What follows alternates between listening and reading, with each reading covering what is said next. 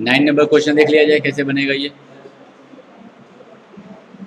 देखो, mister x borrowed 5120 eight 12.5%। ठीक है, पर NM C I at the end of 3 years the money was repaid along with the interest accrued. तो हम लोगों को अमाउंट ऑफ इंटरेस्ट इसमें फाइन करना है। तो सी आई का फॉर्मूला जानते ही, अप्लाई कर दो डायरेक्ट।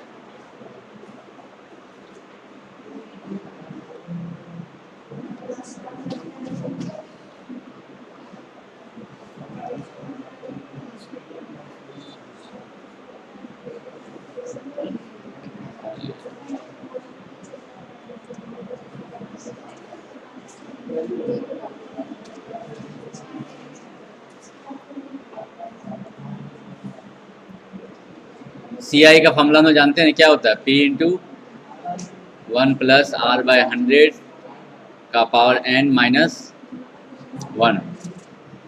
तुम कौन सा फॉर्मूला लगाए थे? यही लगाए थे, क्योंकि एक अमाउंट निकाल के भी मैच कर सकते हैं प्रिंसिपल से, या डायरेक्ट अप्लाई कर दीजिए। तो इसमें देखिए आपका p कितना है, 5120, 1 प्लस r कितना है 12.5 यानी 12.5, एंड आपका कितने ईयर के लिए है, and the year of 3 year था ना, 3 हो जाएगा ये। तो कैलकुलेट करके देख लो।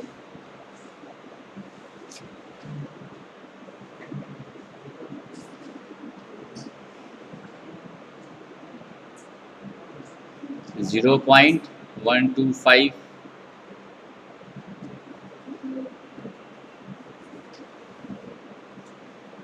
1.125 का पावर 3 माइनस 1। तो कैलकुलेटर में करके देखो कितना आ रहा है ये।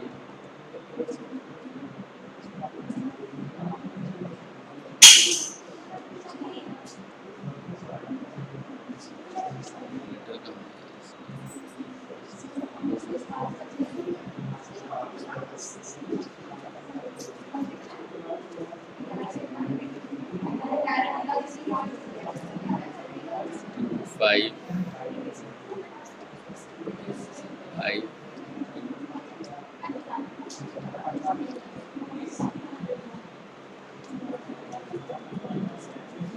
ठीक है, इंटू 5120 2170 आ रहा है। तो ये बी नंबर हो जाएगा।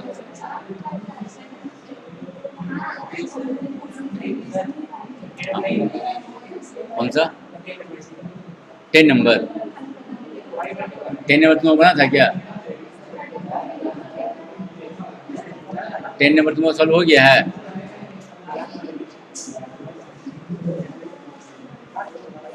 Mr. Paul borrows 20,000 on condition to repay it with CI at 5% per annum in annual installment of 22,000 each. Number of years for debt for to be paid off. ये पैसा क्या है अभी? प्रेजेंट वैल्यू है, ये future value है? ये present value है। बताए थे बोरो जो करते हैं पैसा वो भी जस्ट प्रेजेंट में ही होता है ना, इसीलिए ये 20,000 जो मनी है वो प्रेजेंट वैल्यू है। और सी आई दिया हुआ आपका, सी आई निकाल एट द 5% के रेट से बात कर रहा है ये। और 2000 ये जो दिया हुआ ये क्या है, ये हाँ एन्युटी हो गया, जो आप रेगुलर पेमेंट जो दे रहे हैं कंटिन्यूस, वो आपका एन्युटी हो गया। और नंबर ऑफ ईयर डिमांड कर रहा है यानी एन फाइन कर रहा है। इसमें किसका फॉर्मूला लगाओगे, रेगुलर का या ड्यू का? रेगुलर का, क्योंकि यहाँ मेंशन कुछ किया ही नहीं है। ठीक है, तो चलिए इसमें लगाते हैं। क्या था प्रेजेंट वैल्यू का formula? A by I 1 minus 1 plus I का पावर माइनस एन। ये दिया हुआ 20,000 ये है आपका 2000, आई कितना है 5% है ना, तो आई हो गया आपका 5/100, क्योंकि R/100 को ही हम लोग आई से डिनोट करते हैं। तो हो गया ये आपका 0.05, 1 + 0.05 टू द पावर -n। अब ये क्या हो जाएगा, ये तो कट जाएगा डायरेक्ट इससे, कितना बचेगा इधर 10, सामने सामने काट सकते हैं हम लोग, क्रॉस मल्टीप्लाई कर दीजिए इसके साथ, 1 - 1.05 का पावर -n, ये कितना हो जाएगा फिर 0.5,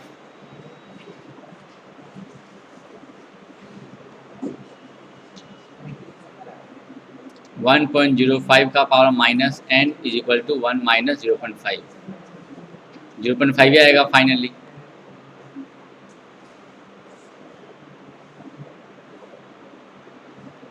इसके बाद क्या करेंगे हम लोग, इसका रेसिप्रोकल इसको लिख सकते हैं इस तरीक़ा से, 1/1.05 का पावर n, इधर है आपका 0.5 का मतलब क्या हो गया 1/2 लिख सकते हैं ऐसा।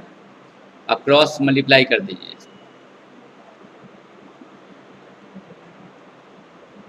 अब कैलकुलेटर में ये करके देखना पड़ेगा कि 1.05 कितना बार करने पे 2 आता है, देखो तो कैलकुलेटर पे, क्योंकि इससे करना थोड़ा डिफिकल्ट है। 14.2 आया था ना, इसी का वैल्यू 14 फिर कितना आ रहा है अप्रॉक्स 16 पे आ रहा है ये, तो इसका मतलब है कि 15 के अप्रॉक्स में आएगा ही ना। ये 15 में कितना आ रहा है, 15 में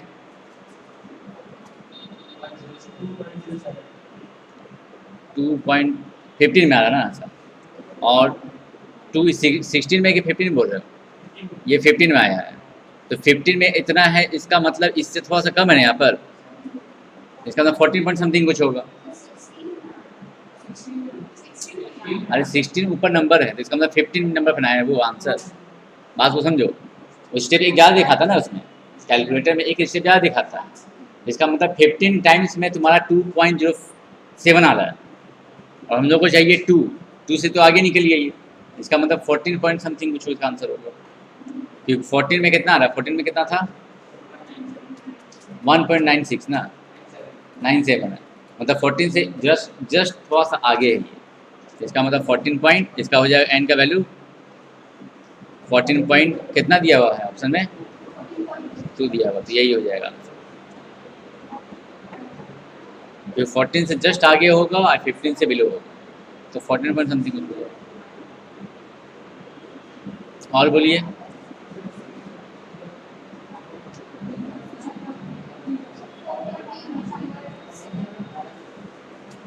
नंबर 7 इसी का है क्या, नेक्स्ट है डी में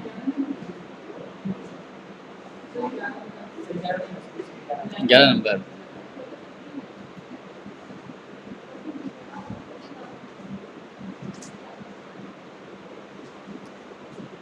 अच्छा ये वाला देखो इस क्वेश्चन में क्या है 11 नंबर में, एक पर्सन है इन्वेस्ट कर रहा 500 eight the end of each year, the end of each year बोल दिया और भी एंड में दे दिया, यानी टू रेगुलर हो जाएगा ये। इसमें बोला गया है कि एक बंदा क्या कर रहा है कि बैंक में पैसा जमा कर रहा है हर साल के एंड में 500 रुपया, 10% का उसको इंटरेस्ट मिलेगा। The amount standing to his credit 1 year after he has made his yearly investment for 12th time. मतलब ये बोलना क्या चाह रहा है कि एक बंदा जो है पैसा जो जमा कर रहा है 500 रुपया हर साल 12 बार किया है, यानी 12 साल तक किया, उसके बाद उस पैसे को छोड़ दिया, फिर उसने क्या किया नेक्स्ट ईयर पैसा डाला नहीं है बैंक में, उसके बाद क्या कर रहा है वो कि ईयर के एंड में 1 साल के बाद 12 साल तक दिया पैसा 500 रुपया, फिर लास्ट में क्या है कि 1 साल पैसा दिया ही नहीं है, लेकिन पैसा को बैंक में ही छोड़ दिया, और उसके 1 साल के बाद पैसा निकाल रहा है। ये पूछना चाह रहा है कि 1 साल के बाद पैसा उसके अकाउंट में कितना हो जाएगा, amount standing to his credit 1 year after, इसका मतलब क्या है 1 साल के बाद का पूछ रहा है। तो बैंक में अगर 1 साल तक रहेगा तो 10% का इंटरेस्ट तो देगा ना उसका भी, भले ही पैसा 500 रुपया नहीं दिया हो लास्ट में, लेकिन जो पैसा उसके पास रह गया है बैंक में, लास्ट में जितना पैसा जो हो गया उसका तो इंटरेस्ट देगा वो। तो हम क्या करेंगे, 12 साल तक का पहले टोटल अमाउंट निकालेंगे, फ्यूचर वैल्यू कि 12 साल में कितना पैसा जमा हो गया बैंक में, और उसका फिर 10% निकाल देंगे, वो जोड़ देना है उसमें। तो जैसे देखा निकालो फ्यूचर वैल्यू कितना हो जाएगा। फ्यूचर वैल्यू का फॉर्मूला क्या था, A/I अप्लाई किया जाए, 500 I कितना हो गया, 10% का 0.1 हो जाएगा, ये 1 + 0.1 का पावर n कितना है इसमें, 12 है, -1, इसको कैलकुलेट कीजिए तो कितना आ रहा है,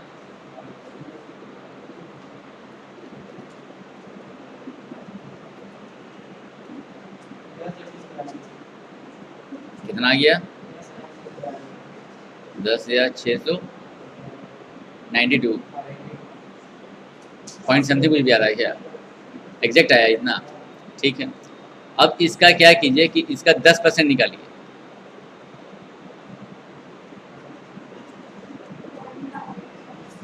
पॉइंट में आपका कितना आ जाएगा, 1069.2। ये पैसा हो गया आपका लास्ट ईयर का इंटरेस्ट, 12 साल तक में पैसा जमा हो गया 10,692 रुपये। अब इस पैसे को बैंक में छोड़ दिया 1 साल, और 1 साल के बाद पैसा निकाला तो वो बैंक इतना इंटरेस्ट और देगा ना साथ में, ये पैसा प्लस ये जो पैसा है 10,692 रुपये जोड़ दो, कितना आ रहा है टोटल, आइए ये वाला अप्रॉक्स आ रहा हो गई आंसर, इसीलिए ए हो जाए।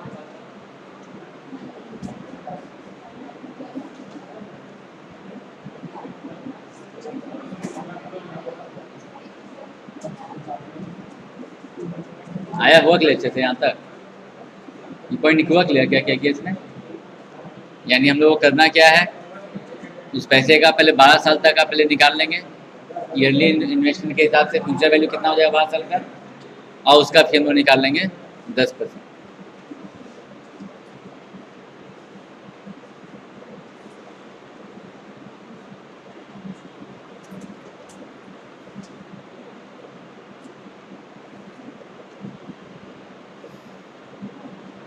और कोई क्वेश्चन में डाउट है देख लो, कौन सा, 4D का 5,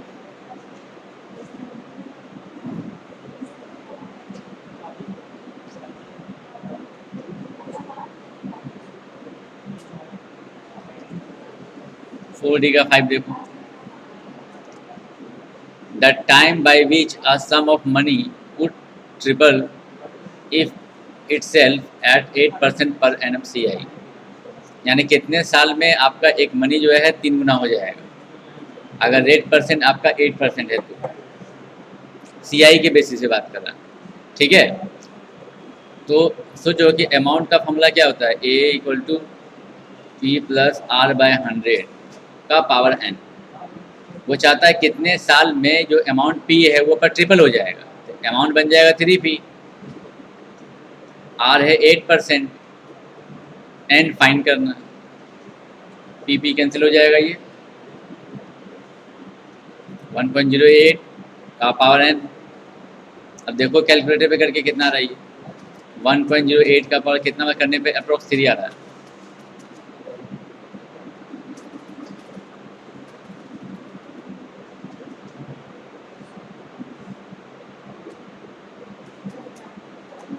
कितना रहा है, अच्छा 14 आंसर हो रहा है,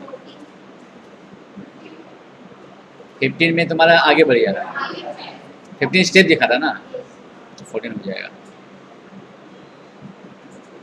14 में कितना है, 28 होगा, कहेगा 14 में आपका कितना रहा, 14 में कितना आया था, 2.9 के आसपास आ रहा होगा ना, इसका मतलब 4.28 हो जाएगा, एग्जैक्ट आंसर ये हो जाएगा, क्योंकि 14 में थोड़ा सा कम है, जिसका मतलब 14.28 में होगा। और बोलिए,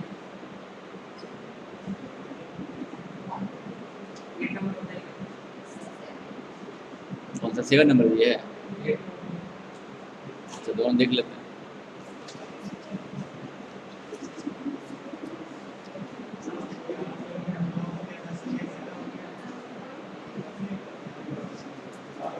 देखो एक क्या है 7 नंबर क्वेश्चन में, देखो एक पर्सन जो है about a house paying 20,000 cash down payment and 4,000 at the end of each year दे रहा है 25 ईयर्स तक। तो कैश डाउन पेमेंट प्राइस जो हो गया पूरा, कितना पैसा वो टोटल निकालना चाहता है, ये पूछना चाह रहा था कि कैश डाउन प्राइस कितना हो जाएगा। कैश डाउन प्राइस का मतलब अगर घर में अगर मान लो आज खरीदना चाहते हैं तो कितना कैश दे के हम खरीद सकते हैं, यानी प्रेजेंट वैल्यू मांग रहा है घुमा के। कैश डाउन प्राइस का मतलब क्या हो गया, उस घर का आज के हिसाब से क्या वैल्यू है, कितना कैश दे दे उसको ताकि वो घर मेरा हो जाए। तो यहाँ पर इनडायरेक्टली ये तुमसे कैश डाउन पेमेंट करके ये पूछना चाह रहा है, प्रेजेंट वैल्यू ही पूछना चाह रहा है। ठीक है, तो 20,000 रुपये तो आप दे चुके हो, प्लस 4,000 का जो पैसा चल रहा है प्रोसेस 25 साल तक का, उसका प्रेजेंट वैल्यू कितना है निकालो तो जैसा। 4,000 का 25 साल का प्रेजेंट वैल्यू कितना हो जाएगा? 5% का रेट से निकाले है वो, प्रेजेंट वैल्यू कितना आ रहा है? 4,000 बाई आई हो गया 5%, 5/100, 1 माइनस 0.05 होगा 5%। 500 का मतलब यही हो गया ना, आई हो गया आपका 0.05, पावर हो गया एन हो गया 25 माइनस 25। कैलकुलेट करके देखो कितना रहा, कितना रहा है 375.77 ये आ रहा ना। और 20,000 रुपये दे चुका था अभी कैश डाउन पेमेंट पहले, 20,000 रुपये और ऐड कर दीजिए इसमें, कितना हो जाएगा टोटल घर का वैल्यू आज के डेज में?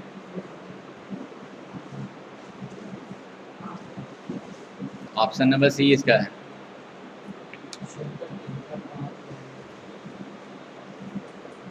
वह पॉइंट लिए अच्छे से यहाँ तक। 4,000 का हम प्रेजेंट वैल्यू निकाल लिए, 25 साल का मतलब इतना पैसा तो और देना ही पड़ेगा, प्लस 20,000 रुपये दे ही दिए आज, पूरा मिला के आज के हिसाब से 76,375 रुपीज़ का वैल्यू है उस घर का। कैश आपको इतना देना पड़ेगा आज। लॉजिक हुआ क्लियर अच्छे से यहाँ तक?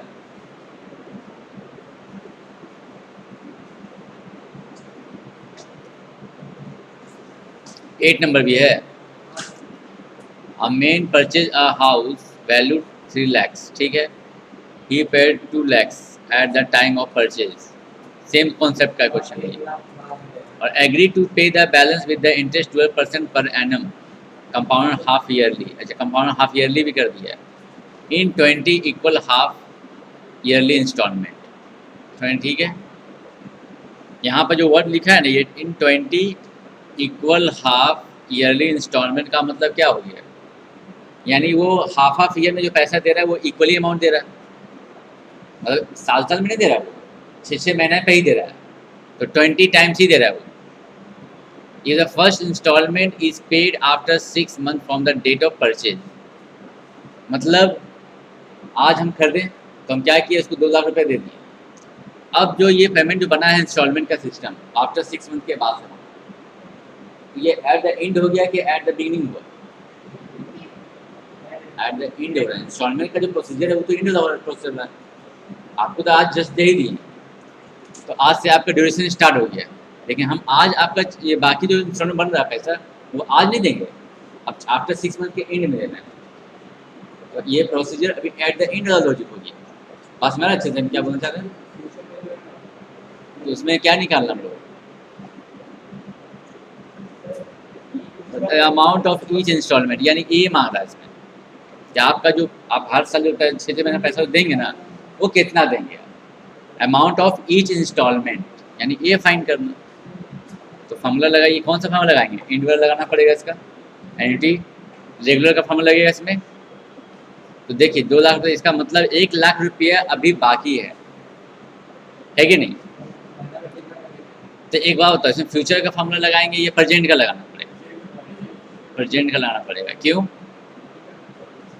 क्योंकि 1 लाख रुपया वो आज का जो बाकी है, 1 लाख रुपया वही नहीं देना बाकी रह गया है, तो उसका प्रेजेंट 1 लाख रुपया प्रेजेंट वैल्यू है, फ्यूचर वैल्यू है, प्रेजेंट वैल्यू है। तो अगर आप इक्वेशन बनाएंगे तो प्रेजेंट वैल्यू का यूज करना पड़ेगा, फ्यूचर वैल्यू दिया ही नहीं आपको, इसीलिए यहाँ प्रेजेंट वैल्यू का फॉर्मूला लगेगा। तो 1 लाख रुपया जो बाकी है वो प्रेजेंट वैल्यू है, बस यही इसमें दिमाग लगाना है। बाकी सेम फॉर्मूला लगेगा उसी तरीके से। ये आपको ये तो फाइंड ही करना है, आई दे दिया है 12%, ये पर एनम है ना, तो कंपाउंड हाफ ईयरली के हिसाब से कितना हो जाएगा यहाँ पर, इसका हाफ हो जाएगा, है ना। 6 पर ये 12% पर एनम है, तो कंपाउंडेड हाफ ईयरली जब चलेगा तो परसेंट का आधा हो जाएगा ना, तो वही बात हुआ ना।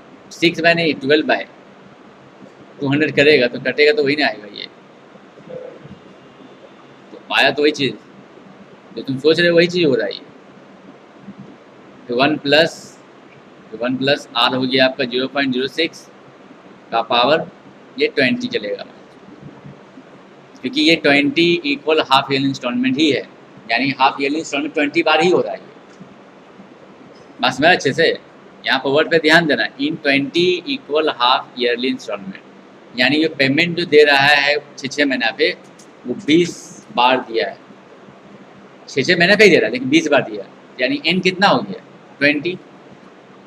एन होता क्या है, नंबर ऑफ टाइम्स जितना बार आप पे करते हैं, बस वही चीज़ होता है। तो 20 टाइम्स किया गया है तो 20 हो जाएगा।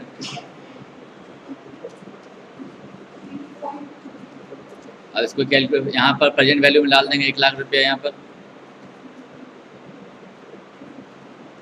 ए बाई ये हो गया 0.06,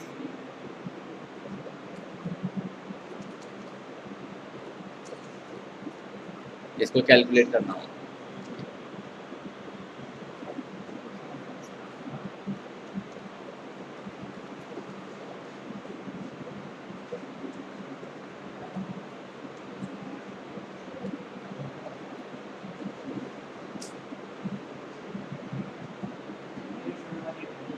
आ गया,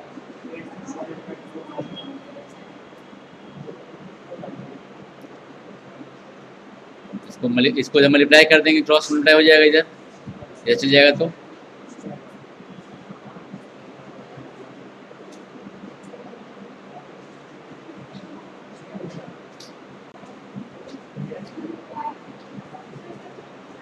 इसको तो फिर कैलकुलेटर में करना पड़ेगा, यहाँ पर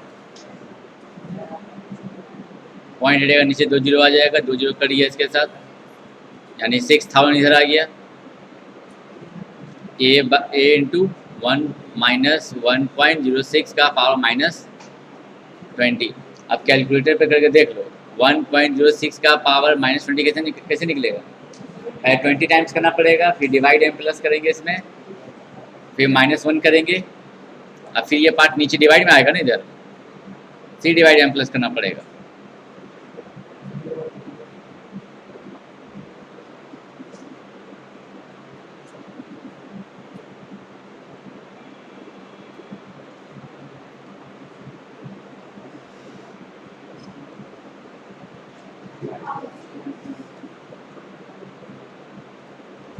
कितना आया देखो तो,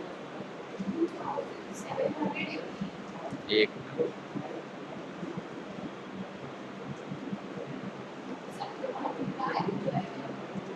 ये पार्ट ना,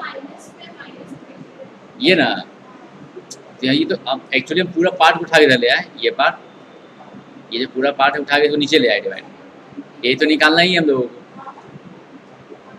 आया आंसर हम लोगों का, कितना आ गया आंसर 8718 आ गया ना, ये निकल गया, यानी आपको इतना अमाउंट, ये पैसा आपको हर बार पे करना पड़ेगा। और यहाँ देख रहे हैं आप लॉग लिखा हुआ, लॉग का वैल्यू लॉग के बेसिस से बनाता है आपका आंसर, जो पॉइंट का डिफरेंस होता है ना, बिकॉज ऑफ लॉग का यूज़ करता है। लॉग का चार्ट तो आपको मिलेगा वह है नहीं, वो पहले के समय मिलता था, उसके हिसाब से बना हुआ है, इसीलिए आंसर थोड़ा बड़ा वेरी करेगा, पॉइंट के हिसाब से ही होता है। इसी वजह से आपका जो है कि आप कैलकुलेटर पे कर रहे हो, और लॉग में थोड़ा सा क्या होता है कि पॉइंट का इग्नोरेंस होता है। अब यहाँ जो दिया है लॉग 10.6 का वैल्यू, क्या ये कंप्लीट वैल्यू है क्या, ये भी दिया है 4 डिजिट तक दे दिया, आगे का वैल्यू दिया नहीं है, इसीलिए आंसर में हल्का लिटिल बिट डिफरेंस होता ही है इसमें। और पूछिए, पॉइंट हुआ क्लियर तुम लोग अच्छे से? कि लॉग के बेसिस से बनाया हुआ है, हम लॉग का यूज नहीं करेंगे, जरूरत ही क्या है लॉग का यूज करना, कैलकुलेटर भी अब सीख ही चुके तो। लॉजिक हुआ क्लियर अच्छे से? यहाँ तक लॉजिक क्लियर हुआ अच्छे से? और भी कोई क्वेश्चन में डाउट है?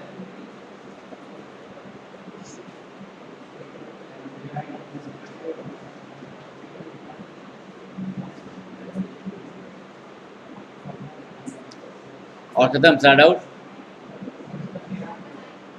इसी का तेरा है।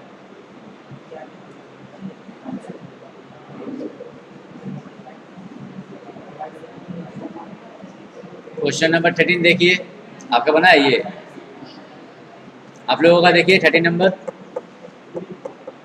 सॉल्व हुआ है ये 13?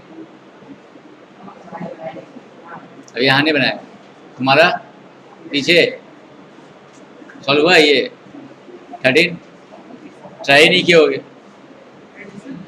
हाँ एडिशनल का।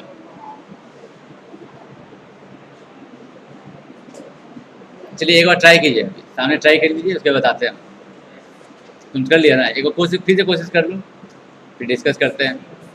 आप लोग ट्राई कर लीजिए इसको।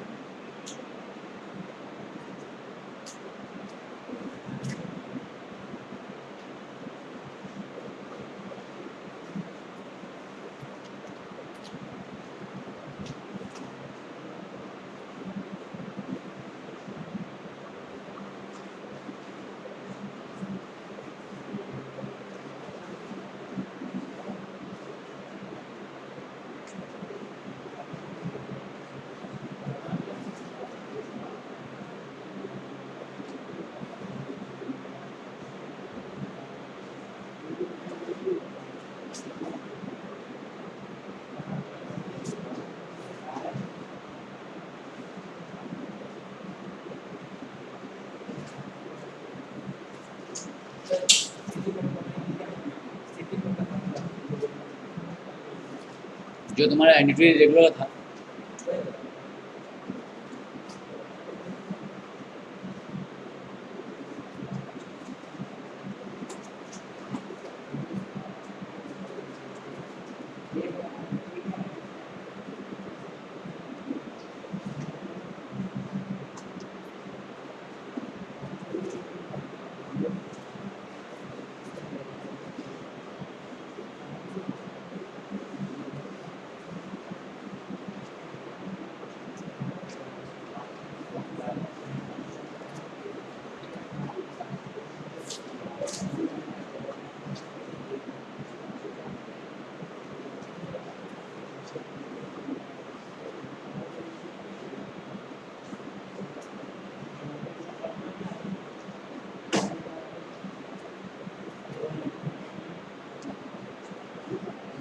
क्या हुआ? लॉजिक लगाओ, थोड़ा सा सोचो।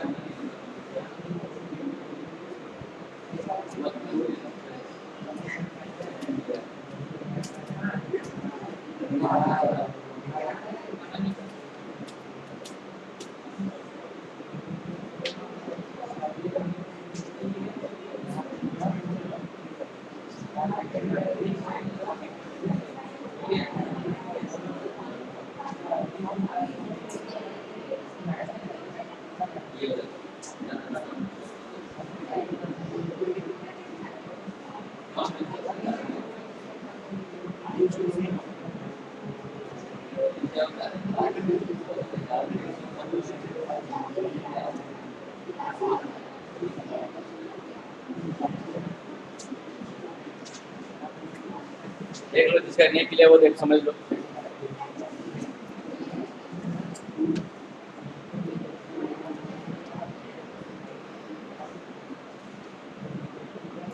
देखो डिस्कस कर दे रहे इधर समझ लो। एक मशीन है जिसका दाम क्या है 5,20,000 रुपया है और एस्टिमेटेड लाइफ इसका है 25 ईयर्स। ठीक है, सिंकिंग फंड से उस पैसे को जमा करना है, तो कंडीशन ये है हम लोगों का। तो उसने क्या किया, ये चीज़ को खरीदने के लिए उसने न्यू एक मॉडल बनाया, लॉजिक बनाया। मॉडल का मतलब एक लॉजिक क्रिएट किया कि हम क्या करेंगे 5,20,000 है उसका 25% हाइयर कॉस्ट बढ़ाकर, ठीक है 25% इसका बढ़ा देंगे 5,20,000 का कितना हो जाएगा, यानी 125% निकाल लो। वही बात हो गया ना, 125 क्या हो जाएगा, इंक्रीज वैल्यू आ जाएगा डायरेक्ट। कितना आ गया मल्टीप्लाई करके ये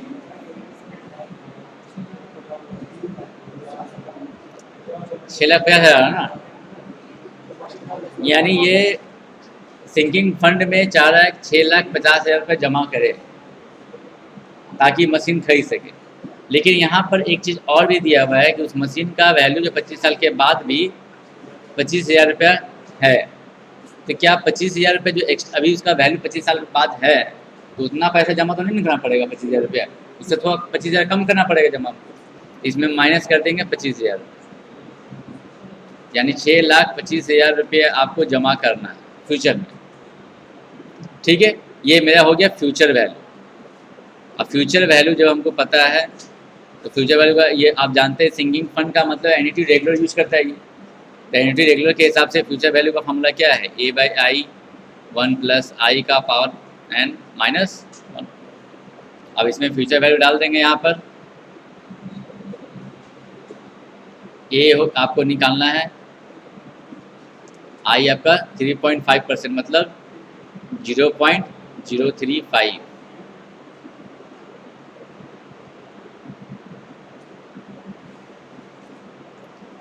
पावर 25 - 1। अब इसको कैलकुलेट करके A निकाल लीजिए। A आ जाएगा आपका इतना रहा है 1650 साल, 16,050 साल।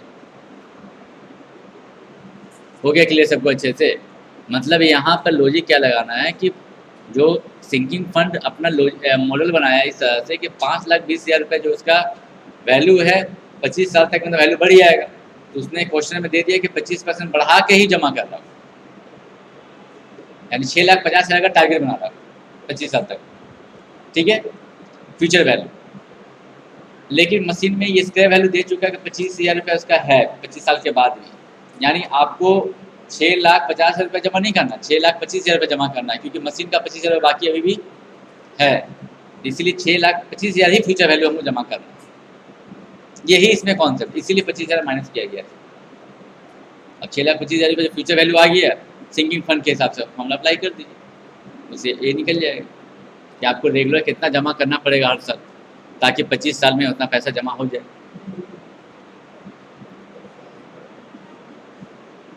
और भी कोई क्वेश्चन डाउट है? सारा हो गया कंप्लीट? आप लोग अभी ट्राई करने बाकी है रहा आंसर? एडिशनल नहीं बनाया तुम लोग, पीछे अभी ट्राई नहीं किए हो तो बना के पूछ लीजिएगा। ऐसा नहीं है कि आप लोग बच्चे की तरह बोलना पड़े बार बार। जो भी डाउट्स हो डेली बेसिस पे अपना जैसे डाउट है लास्ट में रुक के पूछ लीजिए। ऐसे कि नहीं खाली ये नहीं सर बोलेंगे डाउट पूछने तभी पूछेंगे, ऐसा नहीं होता। मैथ्स का डाउट बहुत ज़्यादा होता है अदर सब्जेक्ट के कंपेयर में, इसीलिए बनाइए डाउट लास्ट में रुक के अपना पूछ के 2 क्वेश्चन डेली बेसिस पूछ भी लीजिएगा तो आपका कंप्लीट हो जाएगा, है कि नहीं? अगर 4 क्वेश्चन डाउट पूछ लीजिए, लेकिन ऐसा नहीं है कि पूछना नहीं है, शांति से बैठे नहीं रहना। चलिए आते हैं फिर उस टॉपिक पे वापस बैक।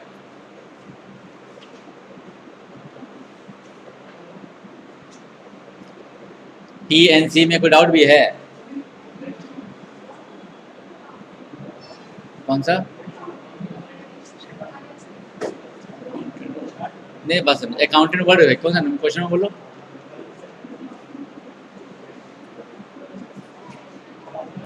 एडिशनल में है।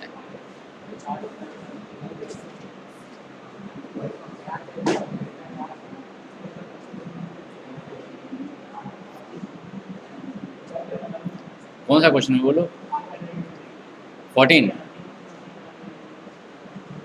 अच्छा ये देखो, इसमें अकाउंटेंट जो दिया गया है इसको कितने तरीके से इसको अरेंज कर सकते हैं ये आपसे पूछा गया है।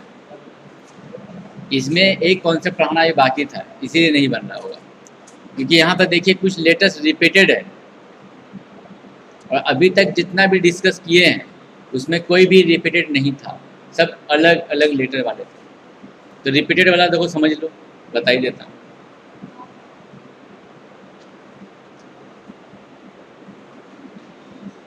जैसे मान लीजिए A, B, C 4 लेटर मैंने लिया, जिसमें 2 लेटर आपको साफ दिख रहा सेम है। बोलेंगे इसको हम कितने तरीके से अरेंज कर सकते हैं, ठीक है? आप इसको अरेंज करना स्टार्ट करो। पहले हम दोनों ए को जो सेम जैसा लेटर है ना उसको एक साथ मान रहे हैं, तो इसको ऐसे लिख सकते हैं, देखिए हो सकता है। अच्छा ये भी तो हो सकता है कि इसको इधर कर दे, इसको इधर कर दे, होगा। फिर बी सी डबल ए, फिर सी डबल ए बी, या सी बी डबल ए। और कोई तरीके से होगा? अगर हम ए को साथ साथ लेके चलें तो उसके हिसाब से इतना अरेंजमेंट होगा। देखिए तो एक लॉजिकली सोचिए, क्या इस लेटर को ए को आप इधर कर दें और इस लेटर को इधर कर दें, क्या नया लुक मिलेगा आपको? कोई फर्क नहीं पड़ेगा। जो सेम लेटर को आप जो अरेंज करते हैं ना, उससे न्यू अरेंजमेंट आपको दिखाई नहीं देगा, वो रिपीट सेम ही दिखेगा। तो अगर आप इसको ऐसे मान के चलो कि सारे लेटर्स अगर अलग अलग अलग है, 4 लेटर के जैसा अलग अलग जैसा, ऐसे मान लो ए बी सी डी की तरह, तो आप इसका कितना अरेंजमेंट कर सकते हैं? फैक्टोरियल 4 24 आएगा। 4 लेटर से या चारों का अरेंज करना है, तो मैंने क्या बताया था, लगा देंगे फैक्टोरियल 4, या इस तरह से बताया था कि मान लीजिए 4 बॉक्स ले लिए, पहला प्लेस में आप चारों लेटर में कोई भी डाल सकते हैं, 4 ऑप्शन से पहला में। सेकेंड में 1 लीटर जब डाल देंगे आप इसमें, तो आपके हाथ में कितना ऑप्शन बचेगा? सेकेंड के लिए 3 ऑप्शन बचेगा, फिर 2 ऑप्शन, फिर 1। आप सबको मल्टीप्लाई करेंगे 4 इंटू 3 इंटू 2 इंटू 1, तो ये आ जाएगा 24। और इसी को हम क्या लिखते हैं? फैक्टोरियल 4। मतलब जितना लेटर है आपके पास, अगर सारे लेटर अलग अलग है, उसको अरेंज करना हो तो डायरेक्ट उसका फैक्टोरियल 4 लगा देते हैं। लेकिन अगर लेटर रिपीटेड हो जाएगा तो उसमें वो लेटर को अरेंज करने से कोई फ़ायदा है नहीं। तो पहले ये सोचिए कि इसका अरेंजमेंट बनेगा कितना।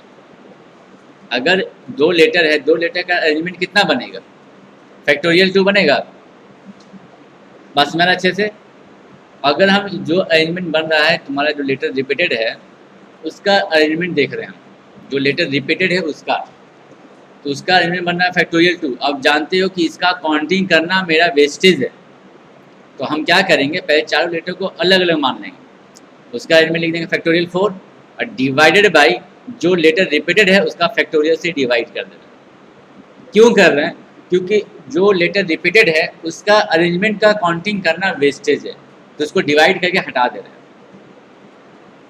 बस मैं क्यों कर रहे हैं यहाँ पर? डिवाइड करने का मतलब है कि जो लेटर ए था उसको 2 बार अरेंजमेंट करेंगे तो फैक्टोरियल 2 आएगा। लेकिन आप जान रहे कि ए को अगर अगल बगल अरेंज भी करते हैं तो नया लेटर आपको नहीं मिलने वाला, नया वर्ड नहीं मिलेगा। तो इसका मतलब उसका काउंटिंग जो हम कर रहे हैं वो वेस्टेज है, तो उसको हम क्या कर देते हैं? रिमूव कर देते हैं। तो डिवाइड करके क्या करेंगे, उसको हम लोग हटा दे रहे हैं। बस मैं अच्छे से, अब देखिए इसका आंसर कितना आएगा, देखिए तो 12 वाला। ये 12 क्यों आया? अभी तक हम 6 अरेंज किए हैं, क्या और अरेंजमेंट इसका मतलब हो सकता है?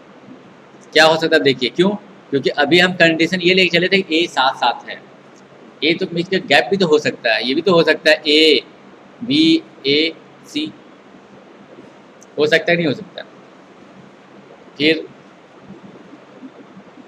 ऐसा भी हो सकता है, ये इसको लेकर हम चले, अभी 2 केस से बनाया, अब इसको लेके चलते हैं बी सी बी ए सी ए, इस तरीके से। और क्या हो सकता है? सी ए बी ए, हो सकता है ऐसा। आप ऐसे करके लिखना चाहेंगे ना सर, टोटल पूरा लिखेंगे तो कितना आएगा? 12 डिफरेंट दिखेगा। तो ये मैंने वही बताया कि जो लेटर आपका रिपीटेड है उसी का फैक्टोरियल से क्या कर देना? डिवाइड कर देना। अब जैसे मान लीजिए MISSIP, मान लीजिए कोई ये वर्ड है ऐसा, हम बोलेंगे इसको आप कितने तरीके से अरेंज कर सकते हैं। तो पहले लेटर काउंटिंग कर लीजिए, कितना है 1 2 3 4 5 6। पहले मान लीजिए कि सब लेटर अलग अलग है, तो इसका अरेंजमेंट कितना होगा? फैक्टोरियल 6 होगा। अब डिवाइड किससे करेंगे? ये 2 लेटर आई रिपीटेड है और 2 लेटर एस रिपीटेड है, तो आई का फैक्टोरियल 2 से डिवाइड कर देंगे और एस का भी फैक्टोरियल 2 से डिवाइड कर देंगे। दोनों का अलग अलग डिवाइड होगा, एक फैक्टोरियल 4 मत कर देना। ये एस 2 बार रिपीटेड है तो उसका अरेंजमेंट, आई का 2 बार जो लेटर रिपीटेड है उसका अरेंजमेंट, उससे डिवाइड कर देंगे, आंसर आ जाएगा। कितना आ जा रहा है ये 2 इंटू 2 हो जाएगा आपका 4, करिएगा मल्टीप्लाई कर दीजिए, 30 इंटू 6 यानी 180 आ जाएगा। लॉजिक हुआ क्लियर अच्छे से, देख लो।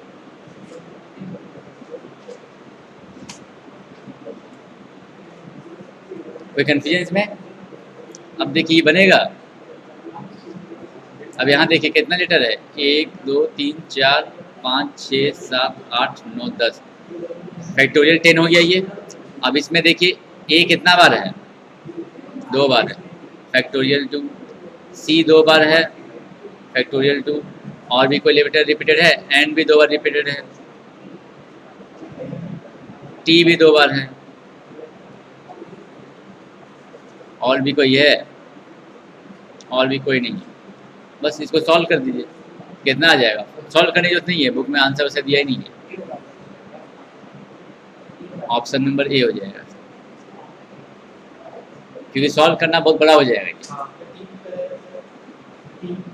फैक्टोरियल 3 कर देंगे, जितना लेटर, एक लेटर जितना बार रिपीटेड रहेगा ना उतना का फैक्टोरियल से ही डिवाइड करना, कि जो लेटर रिपीटेड है उसका अरेंजमेंट काउंटिंग करना वेस्टेज है, तो उसका जितना अरेंजमेंट हो सकता है उसको डिवाइड करके हटा दो। बस समझा अच्छे से। 11 इसी का 5A का।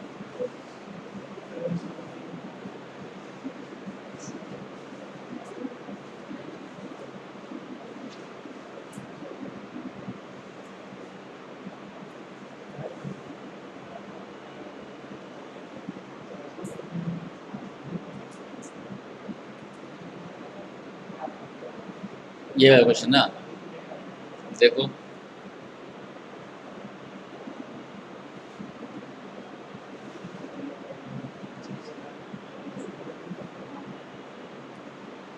इसमें दिया है m प्लस n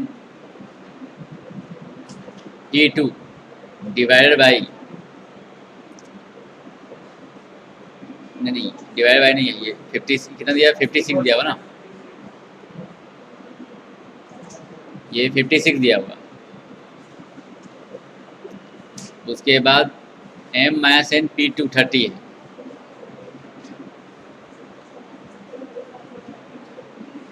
ठीक है, ये दिया हुआ है दोनों, इस दोनों को सॉल्व करके बताना क्या इसका आंसर आएगा।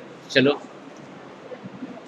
इसको लिख सकते हैं इस तरीके से, देखो तो m प्लस n का फैक्टोरियल फॉर्मूला लगा दीजिए, divide by m plus n minus 2 होगा, ये फॉर्मूला याद है NPR का, फैक्टोरियल n बताए थे, divide by factorial n minus 7, इधर हो जाएगा 56। इसको देखिए सॉल्व कैसे करेंगे, यहाँ m प्लस n बड़ा है या m प्लस n माइनस 2 बड़ा है, कौन लार्जर है इसमें? ऊपर लार्जर है, तो ऊपर वाले को छोटे करना होगा, m प्लस n, इससे एक कम क्या होगा, -1, इसके एक कम होगा m प्लस n माइनस 2, तो उसका फैक्टोरियल पे स्टॉप कर दीजिए, डिवाइडेड बाई नीचे का फैक्टोरियल हो जाएगा m प्लस n माइनस 2।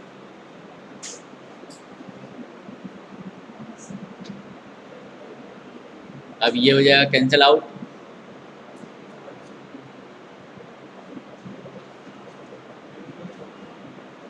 अब यहाँ पर ध्यान ये देना है ना कि m प्लस n और m प्लस n माइनस 1, ये ये जो है इससे एक कम है, यानी लगातार 2 नंबर का है ना, तो लगातार नंबर है यहाँ पर, तो हम क्या करेंगे 56 को भी इसी तरीके से तोड़ देंगे 8 इंटू 7 में।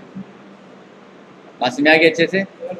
अब देखिए यहाँ पर इसको हम पहले क्या किया, यहाँ तक क्लियर हुआ अच्छे से ये पार्ट, जैसे ये दोनों नंबर जो है लगातार 2 नंबर है, क्योंकि इससे एक कम है यहाँ पर -1 है, तो हम भी क्या कर रहे हैं कि बगल में 56 इसको भी 2 लगातार नंबर में चेंज कर देना, 8 इंटू 7 करने 56 भी बन जाएगा, और एक का गैप भी है, जिसका मतलब लार्जर वाला नंबर लार्जर के साथ इक्वल हो जाएगा, m plus n equal to क्या हो गया 8, ये इक्वेशन 1 हो गया। उसी तरीके से फिर इसको सॉल्व करेंगे, इसका -2 आ गया इधर, इज इक्वल टू 30। अब यहाँ पर आपको इस पर लिख सकते हैं, देखिए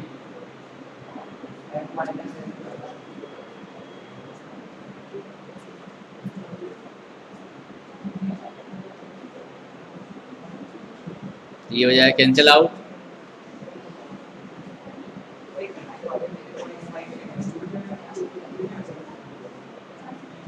थर्टी है तो क्या लिख सकते हैं, 6 × 5 लिख सकते हैं इसको।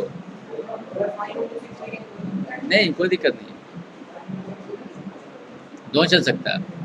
इसमें बस यही ध्यान लगा, बड़ा कौन है यहाँ पर, बड़ा ये है ना, तो बड़ा वाला नंबर बड़े के साथ बराबर ही होगा, ये चीज़ याद रखना। तो m माइनस n क्या हो जाएगा, 6। m प्लस n आपका 8 था, m माइनस n है आपका 6। अभी दोनों इक्वेशन क्या करेंगे, करिए, अगर कितना आ जाएगा, 2m is equal to 14, m equal to क्या आ गया 7, और 7 डाल देंगे तो n कितना आ जाएगा 1। m का वैल्यू 7 हो जाएगा और n का वैल्यू 1। कोई कंफ्यूजन है यहाँ तक, पीछे तुम्ही से पूछ रहे हैं, तुम्ही से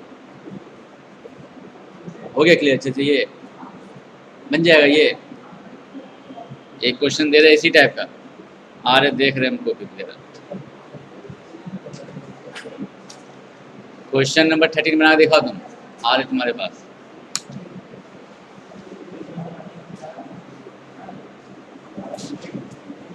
क्वेश्चन नंबर 13,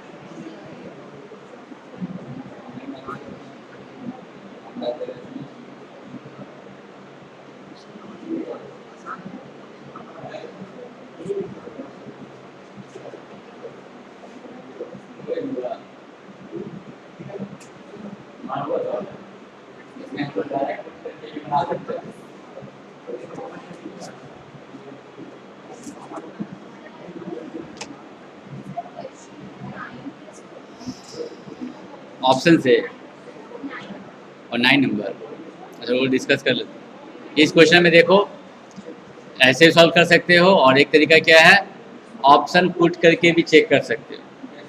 जैसे तुम्हारा आंसर ये आया सी, तो एन का वैल्यू अब तो यहाँ पर तो आंसर पता चल चुका है, लेकिन ऑप्शन नहीं पता होता तो हम क्या करते, एक करके डाल के चेक करते। जैसे इसमें बदल के 9 और 3 आ रहा है तो यहाँ 9 और 3 डाल दो। अगर सॉल्व करने पर 132 आ जाएगा तो इसका मतलब सही है, वो नहीं आएगा मतलब गलत है। तो 12p2, अब इसको सॉल्व कर दो, फैक्टोरियल 12 बाई फैक्टोरियल 10 आ जाएगा, 12 माइनस 2,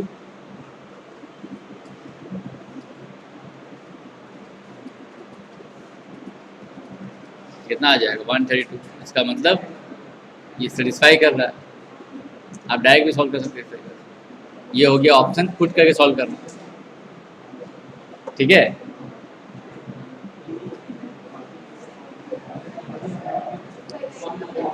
नाइन में ना ये वाला क्वेश्चन है ना, इसमें भी आप ऑप्शन पुट करके चेक कर सकते हैं। जैसे मान लो हम माइनस तो हो नहीं सकता है, एन जो है ऊपर में जो होता है वो कभी नेगेटिव हो ही नहीं सकता ना, आर आपका नेगेटिव होता है ना ही एन नेगेटिव होगा, तो नेगेटिव आंसर तो ऐसे ही इग्नोर कर दो। तो 6 से 6 डाल के देखते हैं, 6p4 इधर आ रहा है इंटू 6p2, दोनों चेक करते हैं दोनों का आंसर सेम आता है या नहीं। इसको क्या लिख सकते हैं, 6 इंटू 6 का फैक्टोरियल बाई फैक्टोरियल 2, इधर आ जाएगा आपका 6 का फैक्टोरियल बाई 4, 6 माइनस 2 हो जाएगा फैक्टोरियल 4। कैलकुलेट करके चेक कर लो आ रहा है कि नहीं। इसको लिख सकते हैं इस तरीके से, देखो तो 12 into factorial 6 by 4 into 3 into 2, 12 में कट जाएगा, सेम आ रहा देखिए। इसका मतलब बी नंबर ऑप्शन सही है। ये हो गया ऑप्शन पुट करके सॉल्व करना। 19 किसी का है क्या?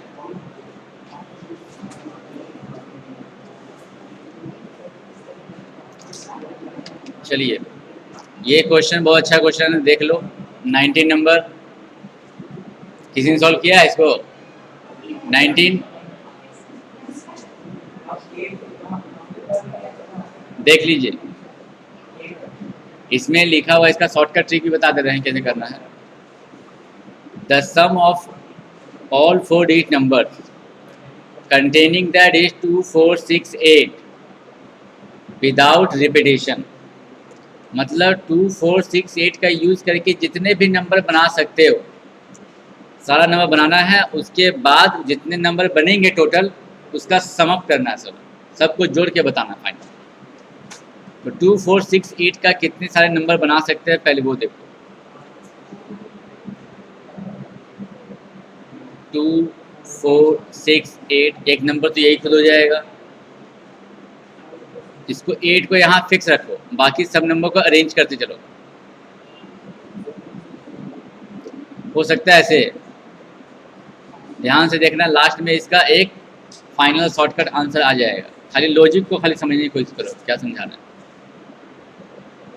6 2 4, अब अभी क्या कर रहे हैं, 8 को फिक्स कर दिए, बाकी जो नंबर बचे हुए हैं उसको मैं रीअरेंज करते जा रहा हूँ, अरेंज इस तरीके से।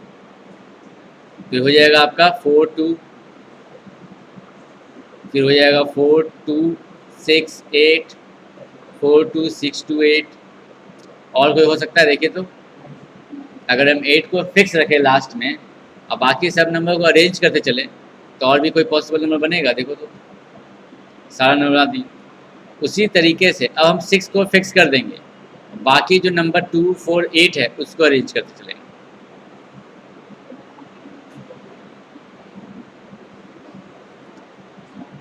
एट 4 2 8 2 4 6, फिर आपका 4 2 8 6 4 8 2 6। देखिए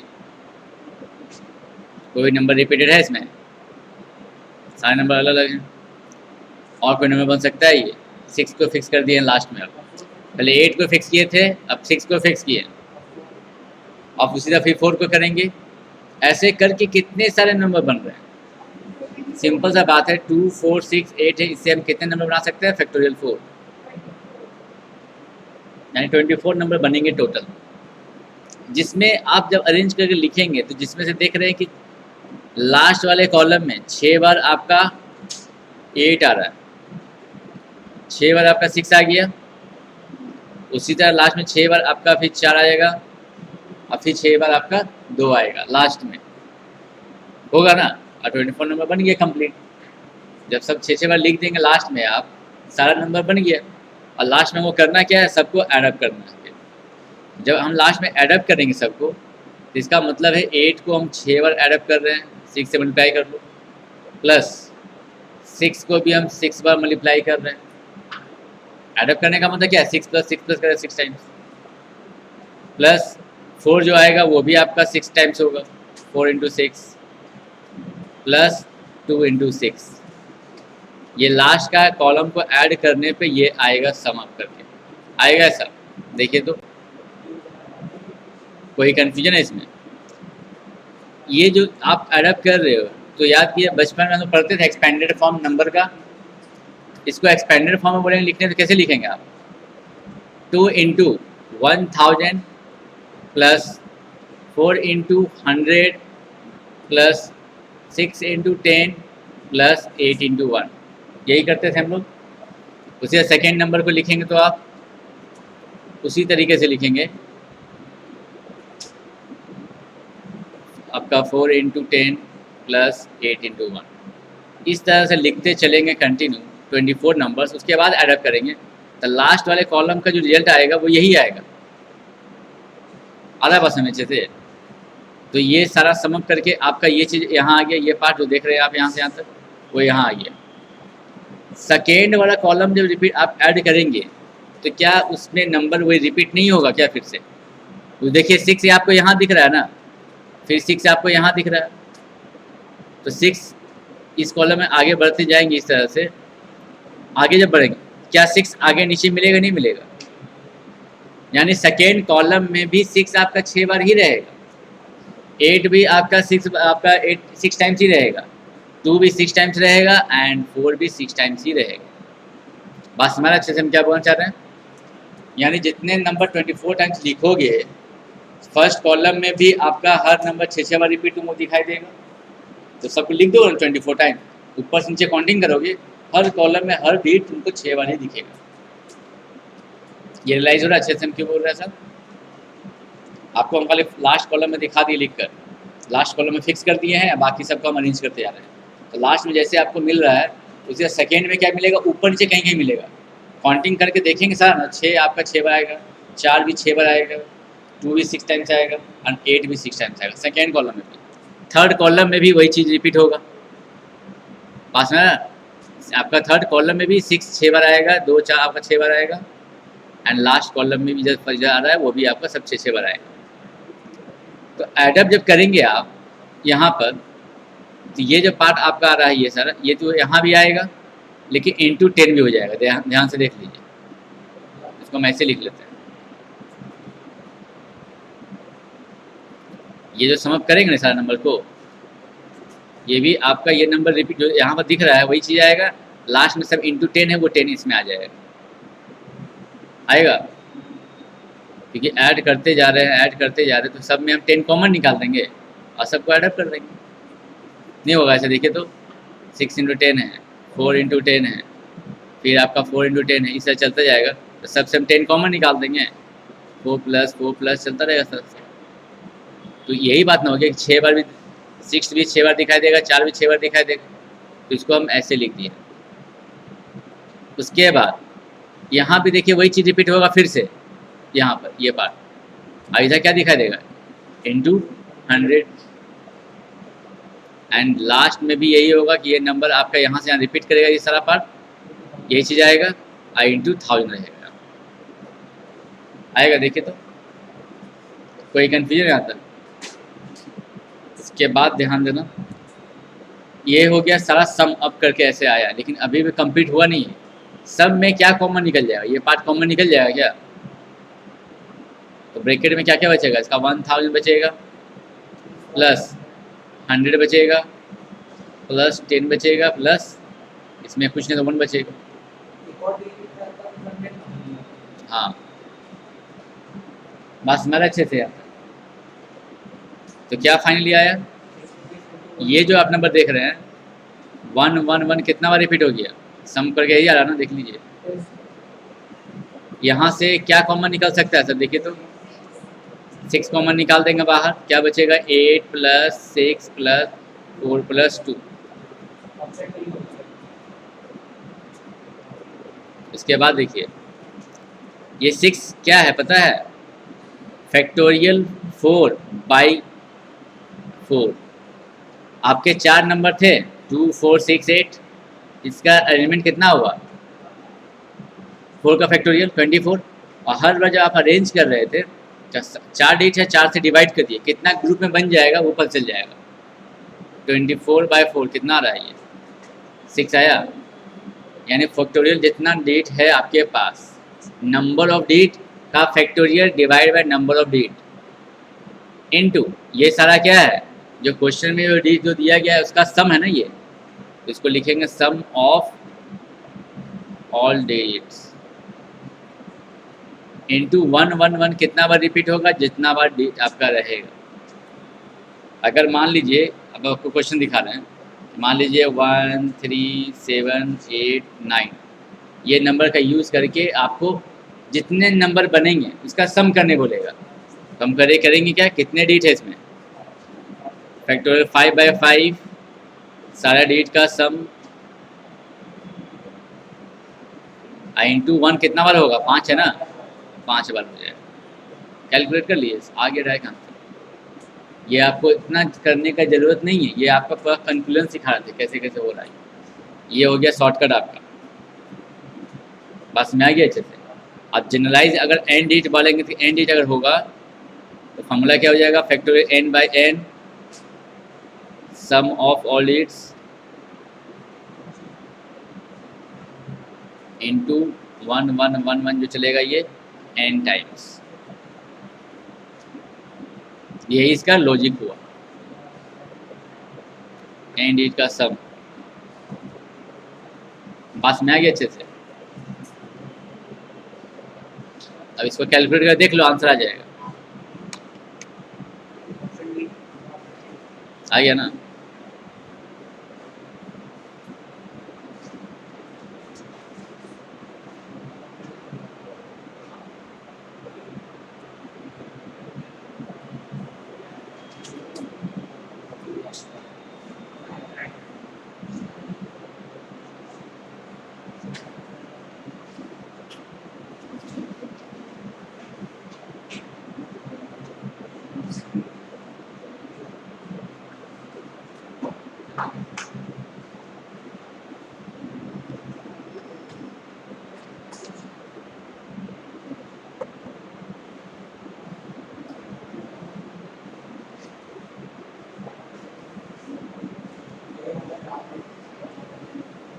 वो अगले अच्छे से यहाँ तक ये वाला।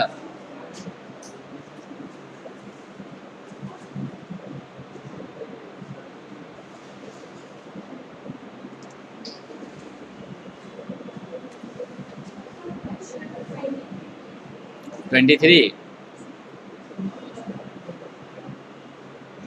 देख लो, 23 नंबर। इसमें दिया गया है डॉटर, लेटर जो वर्ड है daughter are to be arrange so that vowel occupy the odd places, ये दिया गया है। तो पहले ये इसमें देखो कितने सारे वोवेल हैं, पहले वो देखो, ए है, यू है, ई है, और तो कोई वोवेल है नहीं। कितने लेटर्स है इसमें? 8 है। पहले 8 प्लेस बना लो।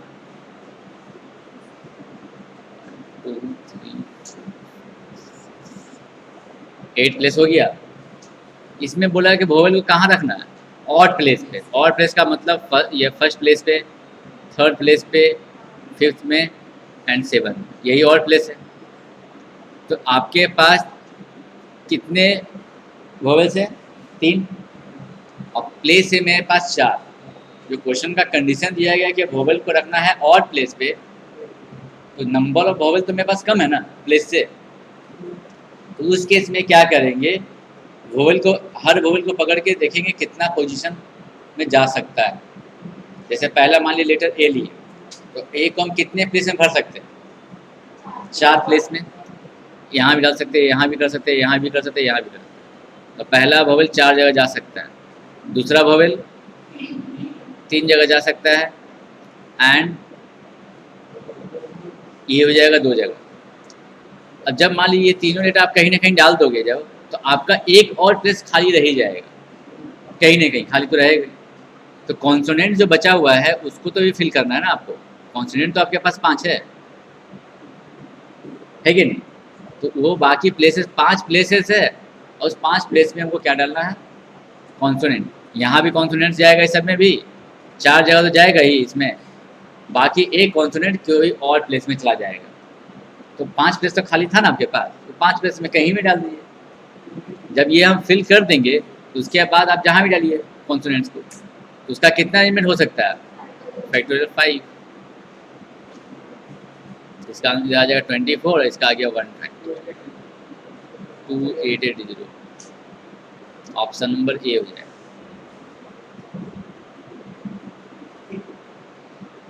और देखिए, और भी कोई क्वेश्चन में डाउट है किसी को भी? मूव करें आगे सर्कुलर फॉर्मुलेशन में।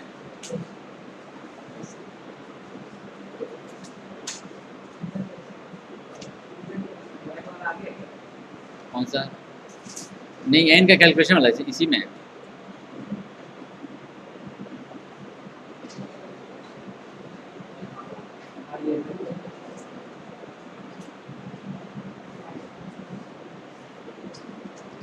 एग्जाम्पल नंबर ये 7 देख लीजिए, सेम क्वेश्चन है इसी तरीके से। इसको बना के देख लीजिए, इसको बनाइए तो। Example number 7।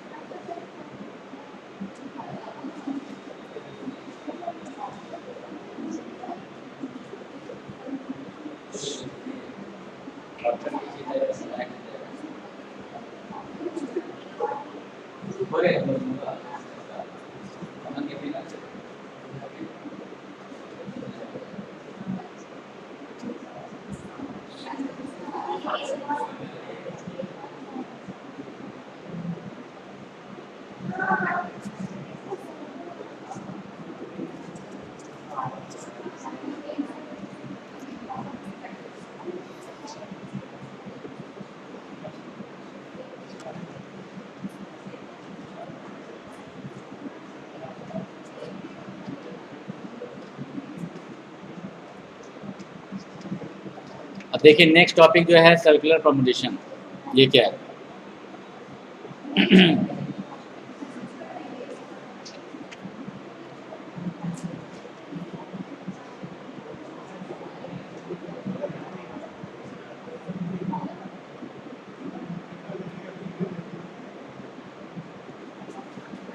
अब देखो इसको सिचुएशन को समझो पहले, तुम लोग क्या आंसर देंगे पहले बताओ उसका।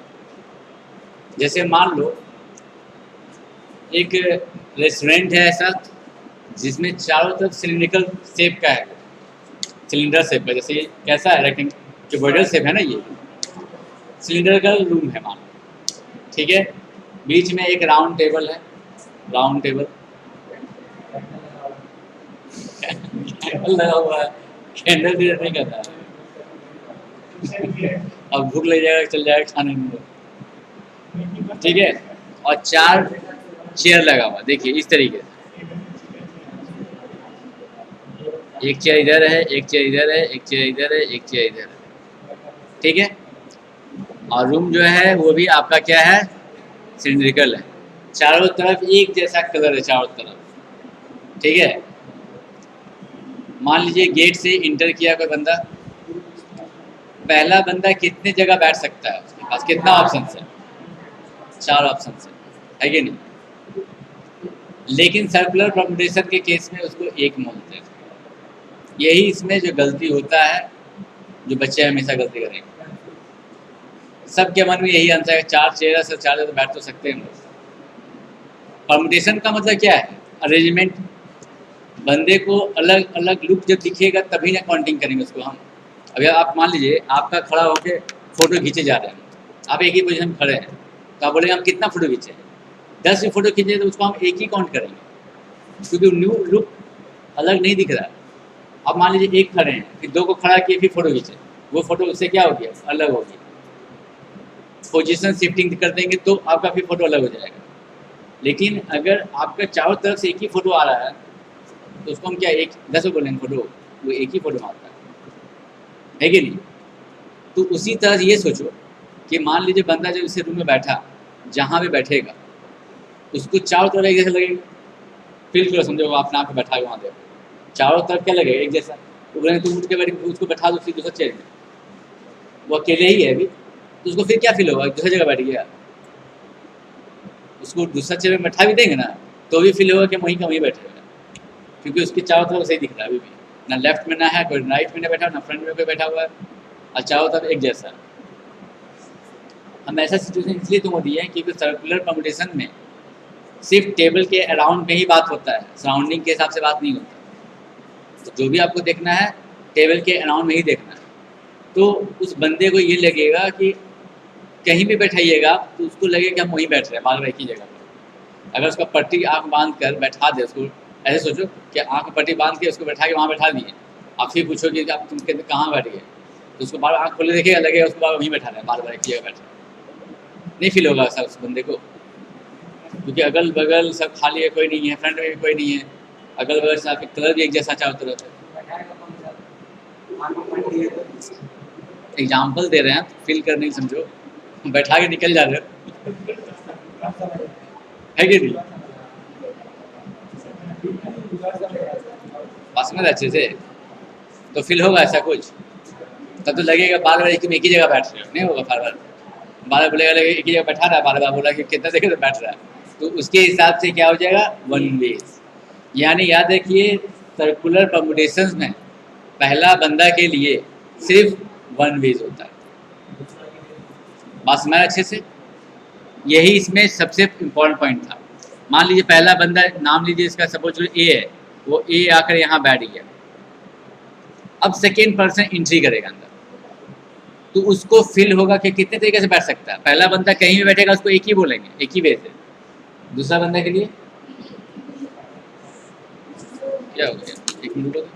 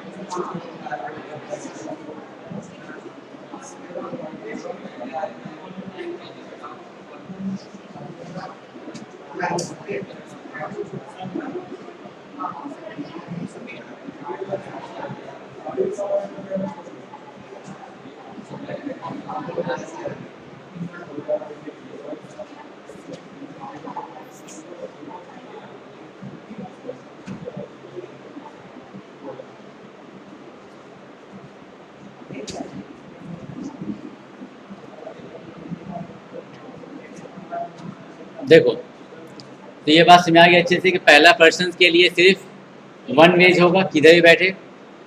सेकेंड पर्सन के लिए 3 ऑप्शन फिल होगा। क्यों? अगर मान लो वो यहाँ बैठेगा, हाँ सही बोले, कि जैसे मान लीजिए यहाँ पर बंदा बैठेगा तो उसको लगेगा कि मेरे लेफ्ट में कोई बैठा हुआ है कि नहीं। अगर वो बंदा यहाँ बैठाएंगे तो उसको लगेगा फ्रंट में कोई बैठा हुआ, और यहाँ बैठाएंगे तो लगेगा मेरे राइट में बैठा हुआ। तो पोजीशन को लगेगा 3 जगह से अलग अलग फिल होगा। तो सेकेंड पर्सन के लिए 3 वेज हो जाएगा। तो मान लीजिए बंदा सेकेंड बंदा जो आके बैठ गया कहीं पर, मान लीजिए बी यहाँ आके बैठ गया, तो थर्ड पर्सन के लिए कितना ऑप्शन रहेगा? 2 रहेगा, और लास्ट वाले के लिए 1। तो क्या हुआ, कैलकुलेट करके फैक्टोरियल 3। इसका मतलब ये हो गया चेयर 4 है और यहाँ ले कितना रहे हम लोग? 3। उसी तरह से अगर n चेयर रहेगा तो सर्कुलर परमुटेशन में क्या हो जाएगा? Factorial n-1। ये लॉजिक क्लियर हुआ अच्छे से कि जितना भी रहेगा उससे एक कम करना है, number of permutation in circular permutation.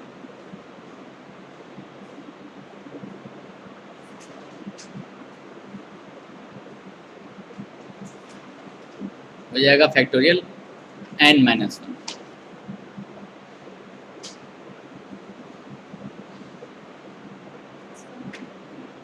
यहाँ तक कोई कंफ्यूजन?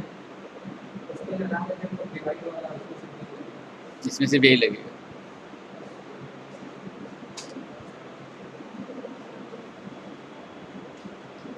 अब नेक्स्ट देखो,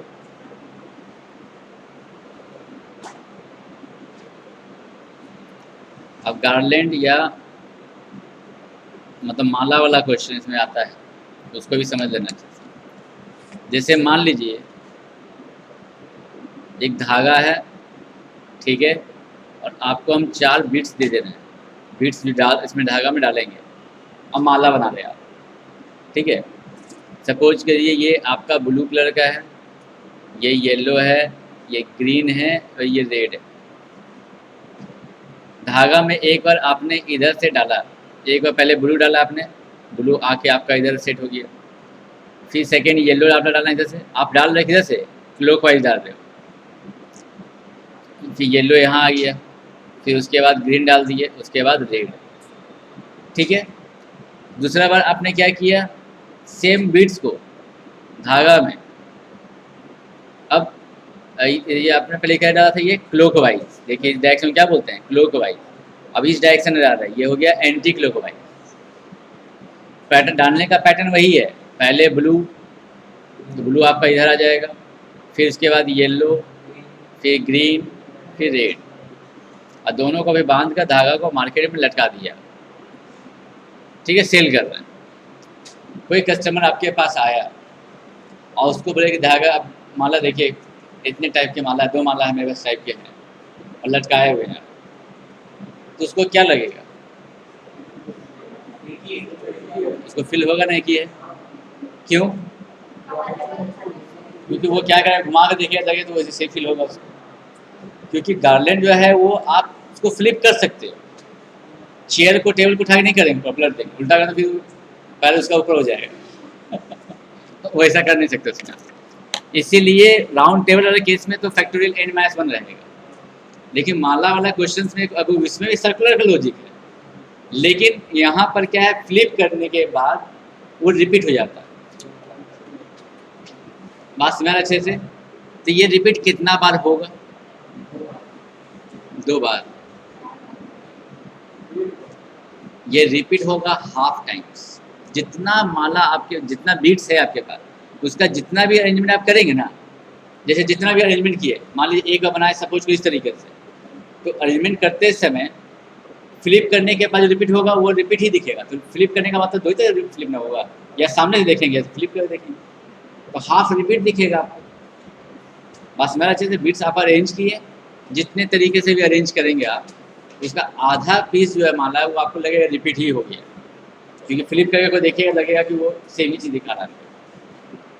बस मेरा अच्छे से, क्योंकि आप जितना तरीके से अरेंज कर रहे हो, सपोज कर मैंने क्या दिखाया, एक उल्टा अरेंज किया था, एक और इस तरह से। मान लो कि आप डाल रहे इधर क्या आ गया, ब्लू इधर आ गया, येलो इधर आ गया, ग्रीन इधर आ गया, रेड इधर आ गया। और इसमें क्या था, ब्लू इधर था, येलो, ग्रीन और रेड। तो इसको खाली फ्लिप करने पे ये रिपीट होगी।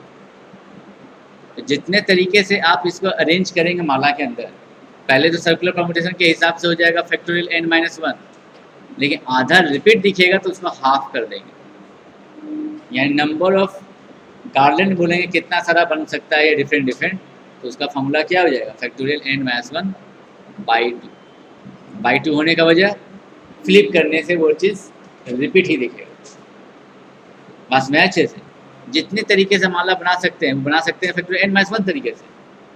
या इसको ऐसे समझो कि बीट्स जो है पर्सन समझ लो, पहले टेबल में बैठाएंगे, मान लो बीट्स को अरेंज करेंगे तो कितना तरीके से बना सकते हैं, फैक्टोरियल n-1 से होगा।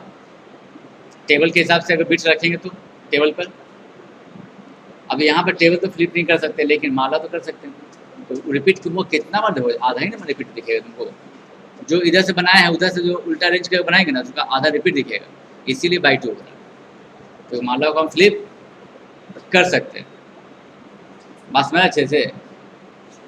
इसीलिए यहाँ पर देखो नेकलेस वाला क्वेश्चन, गार्लैंड वाला क्वेश्चन में जिसमें n बिट्स रहेगा उसका फॉर्मूला क्या दे दिया है, हाफ टाइम्स फैक्टोरियल n-1। ये सेंस क्यों हुआ क्लियर अच्छे से, बस टेबल था तो टेबल में फ्लिप नहीं कर सकते हैं, इसीलिए इसमें बाई 2 नहीं हो रहा, उसमें रिपीट नहीं हो सकता। लेकिन फ्लिप वाला करने पे वो चीज़ सेम रिपीट हो जाए, जो एक बार एंटी क्लॉकवाइज की वजह से और एक बार क्लॉकवाइज की वजह से, इसीलिए बात समझ आ गई अच्छे से।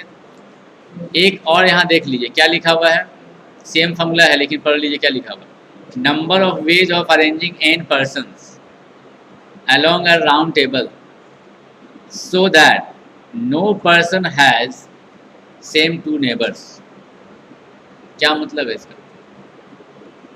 मतलब सपोज कि 10 बंदा है, राउंड टेबल में बैठा रहे हो, पहला बार जैसे बैठाना तो बैठा दिया, सेकेंड टाइम्स ये कंडीशन है कि जो मेरे अगल बगल बैठा हुआ है लेफ्ट राइट, सेकेंड बार नहीं होना चाहिए, यानी वो 2 बंदा अगल बगल है, वो मेरे बगल में नहीं, दूसरे के बगल में हो सकता है लेकिन मेरे बगल में नहीं होना चाहिए, यानी हर person, no person has the same 2 neighbours.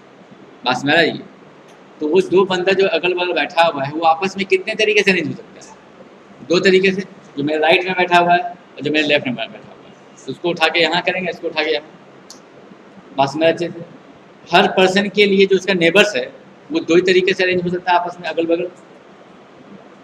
बस मेरा वो अगल बगल में कितने तरीके अरेंज होता है, फैक्टोरियल 2 में से, और उस 2 बंदे को रिपीट नहीं करना है तो फैक्टोरियल 2 से डिवाइड कर दिया, factorial n-1 divide by factorial 2। जिसको रिपीट नहीं करना है उसको क्या करते हैं, डिवाइड करके घटा देते हैं, इसीलिए बाई 2 आ गया। फैक्टोरियल 2 का मतलब क्या होता है, 2 ही होता है। इसका मतलब ये सिचुएशन ऐसा रहे तो भी आपका बाई 2 होगा जब सेम नेबर ना हो, या नेकलेस वाला क्वेश्चन, गार्लैंड वाला क्वेश्चन में भी आपका बाई 2 रहेगा। बात में आ गई अच्छे से, कोई कन्फ्यूजन देख लो, कोई कन्फ्यूजन पूछ लो, क्लियर है यहाँ तक अच्छे से। कुछ मन में कुछ क्वेश्चन आ रहा है तो पूछो अपना, तो चलिए फिर आगे देख लेते हैं question.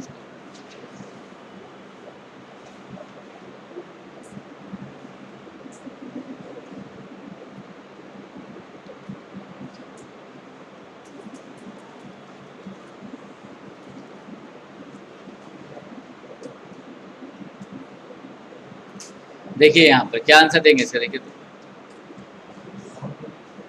In how many ways can 8 persons be seated at a round table.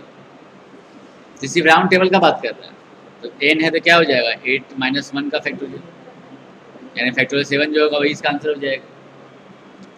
फिर क्या बोला, in how many cases will 2 particular person sit together. कितने सारे ऐसे केस हो सकते हैं जिसमें 2 बंदा जो है, 2 जो बेस्ट फ्रेंड है वो साथ में ही बैठेगा, जहाँ ही बैठेगा। तो हम करेंगे क्या, 8 बंदे में उस 2 बंदे को 1 मान लेंगे पहले, क्योंकि जहाँ ही बैठ रहा है वो साथ साथ बैठ रहा है, तो उसको 1 मान लेंगे। बाकी कितना बंदा बचा हुआ, 6 उधर बचा हुआ था ना, 7 कैसे हो गया आपका, 2 बंदा 1 हो गया और बाकी 6 बचा हुआ, तो 6 वो और 2 बंदे साथ में हैं उसको 1 मानना, तो टोटल कितना हो गया 7 बंदे को सर्कुलर टेबल में बैठाना है।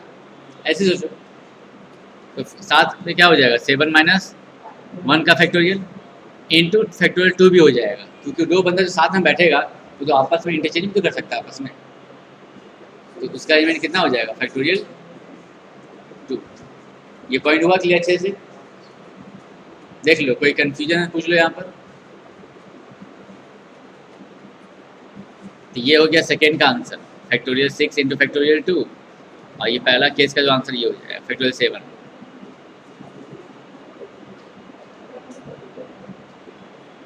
किया हुआ है ना, देखो।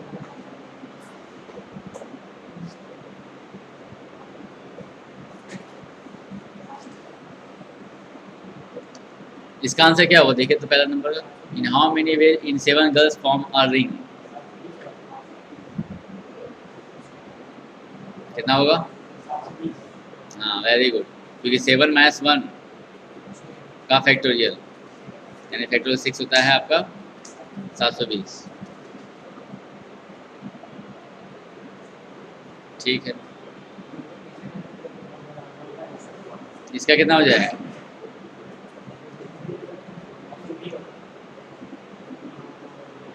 डायरेक्ट बता सकते हैं, नेकलेस है, ध्यान देना है, बी हो जाएगा, हाफ लगेगा इसमें।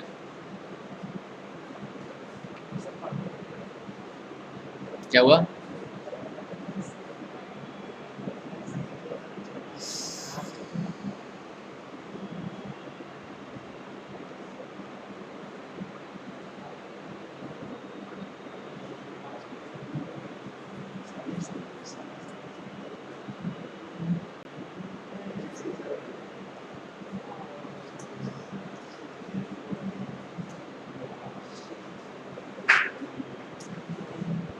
इसका बताइए 18 नंबर,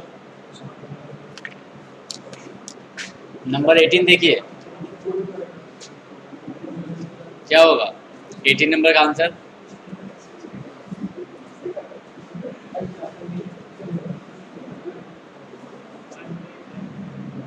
बताओ, जो कंफ्यूजन पूछो। 120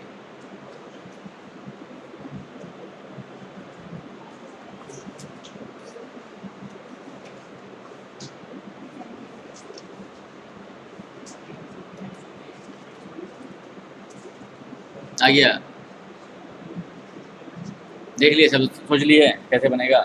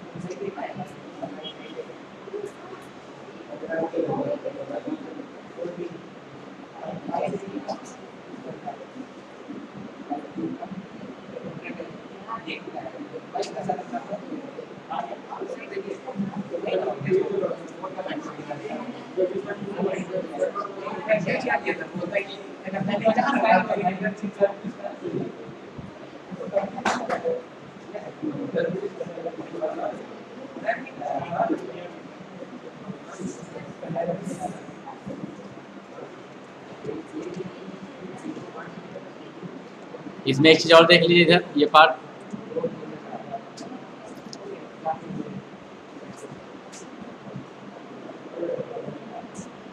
यहाँ पे देखिए, यहाँ पे कुछ क्वेश्चन यहाँ फार्मूला बना के दिया हुआ है।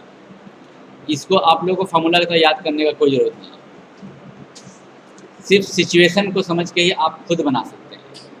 इसमें क्या किया है, स्पेशल फार्मूला बना दिया है, एग्ज़ाम में आपको ये याद रहेगा भी, और ना याद आपको करने दे, टेंशन देने की होती है। आपको वही बताएंगे जितना बेसिक कम से कम याद करना पड़े, बस उतना ही याद रखना, ज़्यादा फायदा है। ये याद करने का कोई ज़रूरत ही नहीं है, आप इसका सिर्फ लॉजिक से ही बना सकते हैं, ठीक है। इसलिए टेंशन लेना, जो रिस्ट्रिक्शन वाला क्वेश्चन में खाली लॉजिक समझाएंगे, उसी लॉजिक से बनाना है। वो बना भी सकते हैं, नहीं बताएंगे तो भी दिमाग लगा सकते हैं। तो आप लोगों को ये एक्सरसाइज अब यहाँ से बनाने स्टार्ट कर दीजिए सारे। बात समझ आ गई अच्छे से। अब यहाँ से परमुटेशन का खत्म हो गया है, कॉम्बिनेशन स्टार्ट करेंगे नेक्स्ट क्लास में। आप लोग सारा क्वेश्चन ट्राई करके रखिएगा यहाँ परमुटेशन का सारा। नेक्स्ट क्लास में कॉम्बिनेशन स्टार्ट करेंगे, एक क्लास में इसको भी खत्म कर देंगे पढ़ा। उसके बाद क्या पढ़ना चाहेंगे? स्टैटिस्टिक्स पार्ट जाएंगे, किस में पढ़ेंगे? एपीजीपी कर लो ना, पैटर्न पार्ट खत्म करके पढ़ाई पढ़ी लो।